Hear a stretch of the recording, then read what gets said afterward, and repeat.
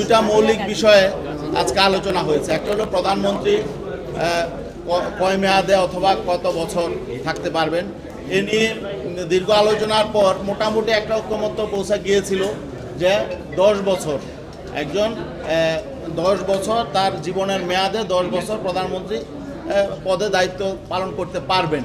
কিন্তু শেষ পর্যন্ত বিএনপি সহ 3টা রাজনৈতিক দল তারা এখানেও ডিসেন্ট দিয়েছে, তো যে কারণে তারা একটা প্যাকেজ আলোচনা চেয়েছে, যে কারণে আসলে এটা সিদ্ধান্ত হয় নাই। পরবর্তীতে 2 দিন পর আবার এটা আলোচনা হবে। বান্ডেল থাকলে প্রতি সেনমানিতে টাকা বাঁচবে। বিকাশ সেনমানি বান্ডেল কিনে জিতুন প্রতি লেনদেনে। তারা এনসিসি বিষয়টা সাথে ইনক্লুড করতে চায় এবং উচ্চকক্ষ সাথে ইনক্লুড করতে চায়, এইগুলো নিয়ে তারা একটা সমাধানে পৌঁছতে চায়। এই জন্য আজকে এটা ডিসিশন হয় নাই।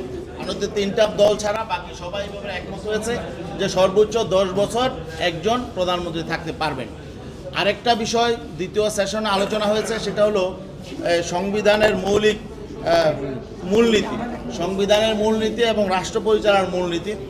এই বিষয়টা যেহেতু এখানে আসলে বিভিন্ন আদর্শের রাজনৈতিক দল আছে, যেহেতু রাজনৈতিক দলগুলোর মধ্যে সবাই একই আদর্শের না, ভিন্ন ভিন্ন ভিন্ন আদর্শ, এই জন্য ভিন্ন ভিন্ন রাজনৈতিক দল, এই বিষয়ে বিভিন্ন রকম আলোচনা হয়েছে। তবে যেই বিষয়টা আমাদের বেশিরভাগ দল একমত হয়েছে যে 72-এর সংবিধানে যে মূলনীতি করা হয়েছিল এটা আসলে বাংলাদেশের আর্থসামাজিক ধর্মীয় বাস্তবতা সঠিক নয়। এই জন্য আমাদের এখানে অধিকাংশ দল বলেছে যে এই মূলনীতি পরিবর্তন হতে হবে। কারণ আমরা যুক্তি দেখিয়েছি যে 72-এর সংবিধান যেই গণপরিষদ করেছে, এই গণপরিষদ পরবর্তীতে জনগণের ম্যান্ডেট নেয় নাই এবং এই গণপরিষদ নির্বাচিত হয়েছে 1970 সালে পাকিস্তানের জন্য একটা সংবিধান রচনার জন্য। পাকিস্তানের জন্য যেই গণপরিষদ তৈরি হয়েছিল পাকিস্তানের সংবিধান রচনার জন্য, তারা আসলে বাংলাদেশের জন্য সংবিধান প্রস্তাব করেছে, কিন্তু সেই সংবিধান জনগণের মাধ্যমে সেটা অনুমোদিত হয় না। এই জন্য আমরা বলেছি। এবং আরেকটা বিষয় গুরুত্বপূর্ণ যে সেই 72-এর সংবিধানের মূলনীতির সাথে ভারতের সংবিধানের 3টা মূলনীতি হুবহু মিলে যাচ্ছে, গণতন্ত্র, ধর্মনিরপেক্ষতা, সমাজতন্ত্র। এই জন্য আমরা বলেছি যে বাংলাদেশের বাস্তবতা, এখানকার ধর্মীয়, সামাজিক এবং জিও পলিটিক্যাল বাস্তবতায় এখানে নতুন করে এই 72-এর মূলনীতি বাদ দিয়ে নতুন মূলনীতি রচনা করতে হবে। এখানে আমাদের সংবিধান সংস্কার কমিশনের সুপারিশ মতে তারা কয়েকটা বিষয় নিয়ে এসেছে সংযোজনের জন্য, সেটা হলো সাম্য, মানবিক মর্যাদা, সামাজিক ন্যায় বিচার ও গণতন্ত্র।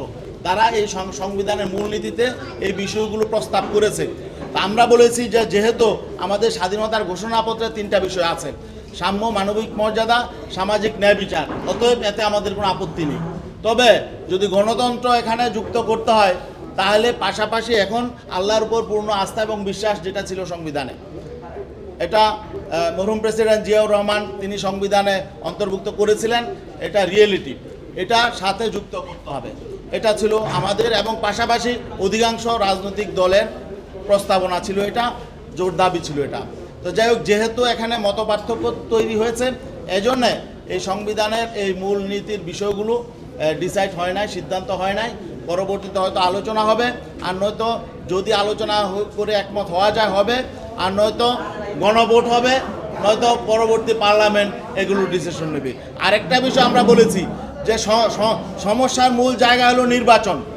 উচ্চ পরিষদের নির্বাচন কিভাবে নিয়ে এজেন্ডা আছে, বিতর্ক আছে, কিন্তু নিম্ন পরিষদ মানে বর্তমান পার্লামেন্ট যেটা, সেখানে যে নির্বাচনের যে সংকট, সেই নির্বাচন পদ্ধতি নিয়ে কোনো এজেন্ডা নেই। আমরা এটা প্রতিবাদ জানিয়েছি।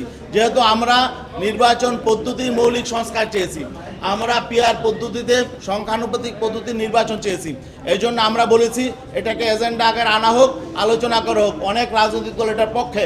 অতএব এই নির্বাচন পদ্ধতি, নিম্ন কক্ষের নির্বাচন পদ্ধতি কি হবে এই বিষয়টাও আমাদের কনসার্ন আছে এটা নিয়ে। এই জন্য আমরা বলছি যে পিআর পদ্ধতিতে নির্বাচনের বিষয়টা আমরা জোরালোভাবে আজকেও আমরা তুলে ধরেছি, আগামীতে এটা যাতে এজেন্ডা আকারে আসে এই জন্য আমরা বলেছি।